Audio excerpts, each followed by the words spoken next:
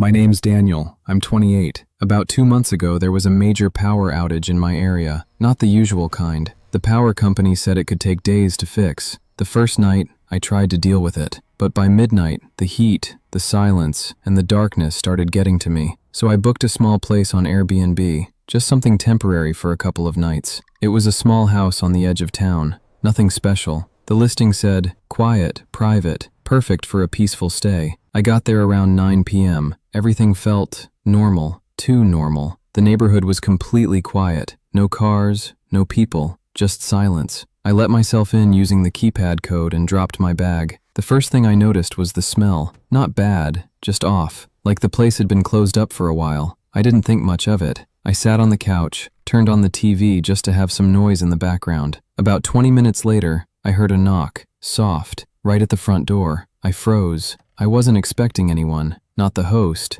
not a neighbor, no one. The knock came again, a little louder this time. I stood up slowly and walked toward the door. I didn't open it. I looked through the peephole. There was a man standing there, very close to the door. He was thin, wearing a dark jacket, and what stood out immediately, his face and neck were covered in tattoos. He wasn't looking at the door. He was just staring down, like he was waiting. I didn't open. After about a minute, the knocking stopped. I heard his footsteps slowly fade away. I told myself he probably had the wrong place. Still, something about it didn't sit right. He didn't ring the doorbell, just knocked. I locked everything that night. Every door, every window. The next day was normal. I left for a bit, came back before sunset. Nothing seemed out of place, but that night, he came back. This time, the knocking was harder, more aggressive, and it lasted longer. I didn't even check the peephole this time. I just stood there, completely still. Then I heard it, the door handle, slowly turning. Once, then again. My heart started pounding. I yelled from inside, "Hey, someone's in here!" Everything stopped. Complete silence. Then, footsteps, walking away. That's when I knew this wasn't random.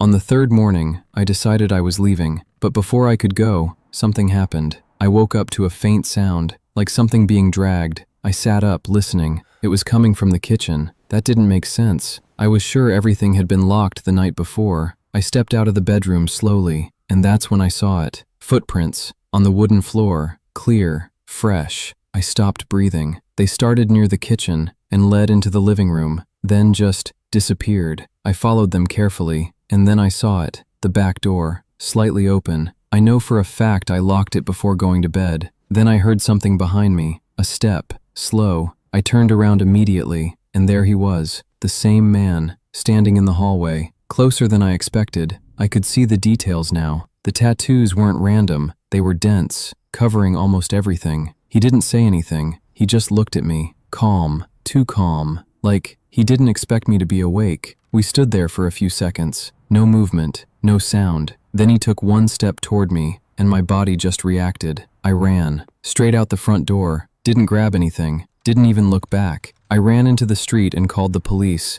They arrived about 15 minutes later. They went inside and found things I didn't notice. The back door could be accessed from outside without forcing it. There were signs of previous entry and a few small items inside that didn't belong to me. One of the officers told me something that still bothers me. This guy was already wanted. He had been reported in multiple cases involving short-term rentals. He doesn't always steal. He doesn't always break in. Sometimes he just gets in and stays. I left that place the same day, but even now, anytime I stay somewhere new, I double-check every lock, sometimes more than once, and I keep thinking about one thing: how many nights was he already inside without me knowing? My name's Eric. I'm 31. This happened last fall during a long drive through Pennsylvania. I was heading back home after visiting a friend out of state. It was supposed to be a straight 6-hour drive. I left late. That was my first mistake. By the time I got deep into rural Pennsylvania, it was already past midnight. No traffic, no lights, just long stretches of road cutting through dense forest. At some point I checked my fuel gauge. It was lower than I expected. I remember thinking, I'll just find a gas station soon. But soon never came. Miles went by. Nothing. No exits, no signs, no buildings. Then finally, I saw it. A gas station. old-looking but lit. That's all I needed. I pulled in slowly. Something felt off immediately. The lights were on, but too dim. Not like a normal station, more like a few weak bulbs barely working. There were no other cars, no sound. Not even the usual hum you hear at a gas pump. I parked next to a pump and turned off the engine. Sat there for a second, waiting.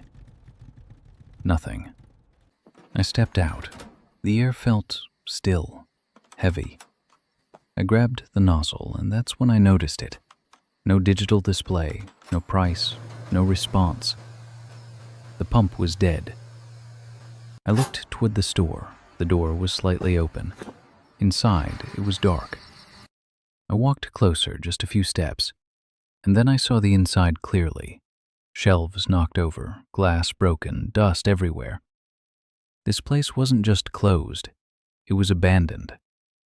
That's when I felt it, that feeling, like someone was watching you.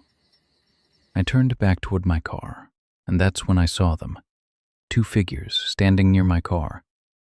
I don't know where they came from. They weren't there before. One was near the back of the car, the other closer to the driver's side. Both just standing there, not moving, not speaking. I froze. My brain tried to process it.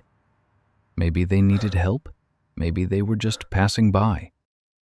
But something wasn't right. They weren't looking at me. They were looking at the car. I started walking back slowly, trying not to make it obvious that I was nervous. As I got closer, one of them shifted slightly, just enough to make me stop. Then the other one moved, not toward me, closer to the driver's door. That's when instinct kicked in. I quickly got in the car and locked the doors immediately. My hands were shaking. I put the key in the ignition, and that's when I saw movement in the side mirror from the store. A third person, running, straight toward me. He came out of the building fast, too fast. Before I could react, he reached the car and slammed his hand against the driver's door, hard. I flinched. Then I saw it. In his hand, a knife. He tried the handle, once, twice, aggressively.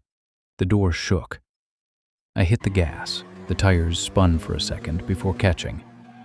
As the car lurched forward, I heard a loud scraping sound, metal against metal.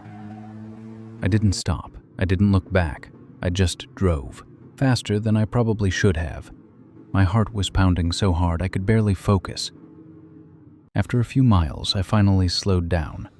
That's when I noticed it, a deep scratch across the driver's side door, long, jagged, like something sharp had been dragged across it. About 20 minutes later, I found an actual gas station, bright, open, normal. I must have looked insane walking in. I told the clerk what happened. He didn't say much, just told me to call the police, so I did. An officer came about 15 minutes later.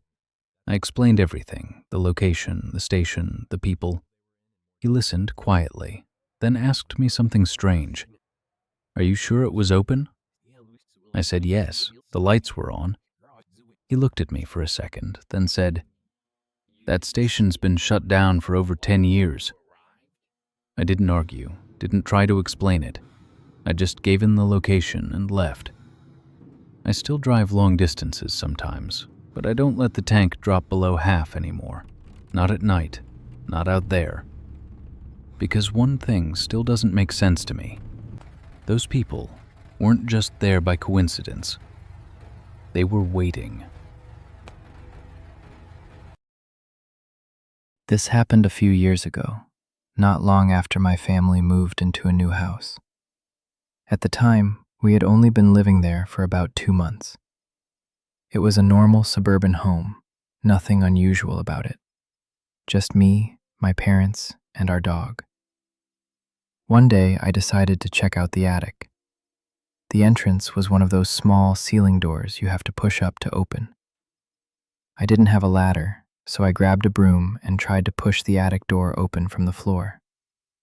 The door lifted slightly, but then suddenly stopped. It felt like something on the other side was holding it down.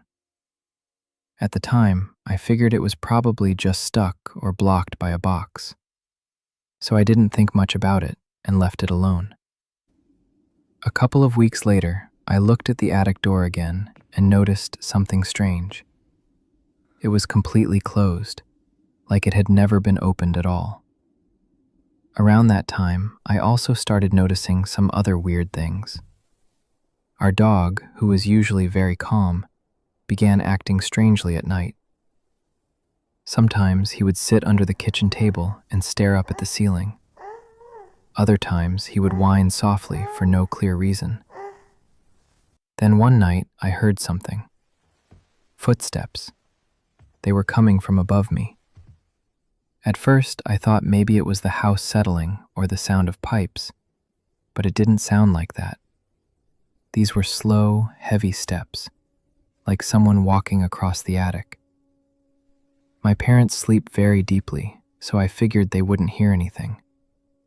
I got up and checked around the house, but everything downstairs was completely normal. Still, the sounds kept happening on different nights. Eventually, I decided I needed to check the attic again. This time, I brought a ladder. When I pushed on the attic door, it barely moved. It felt like it had been blocked from the inside. That's when I started getting really uncomfortable. I told my parents what was going on, and we decided to call the police just to be safe. When the officers arrived, they forced the attic door open and climbed up to take a look. They didn't find anyone, but they did find something that made the whole situation even stranger. Up in the attic, hidden between some old boxes, there was a sleeping bag, several empty food containers, and a small pile of trash. It looked like someone had been living up there, but whoever it was gone.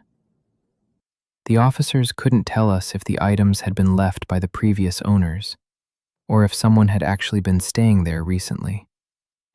To this day, we still don't know. But after that night, my dad sealed the attic entrance completely. Because the idea that someone could be living inside your house, without you ever knowing, is a lot more terrifying than most people realize.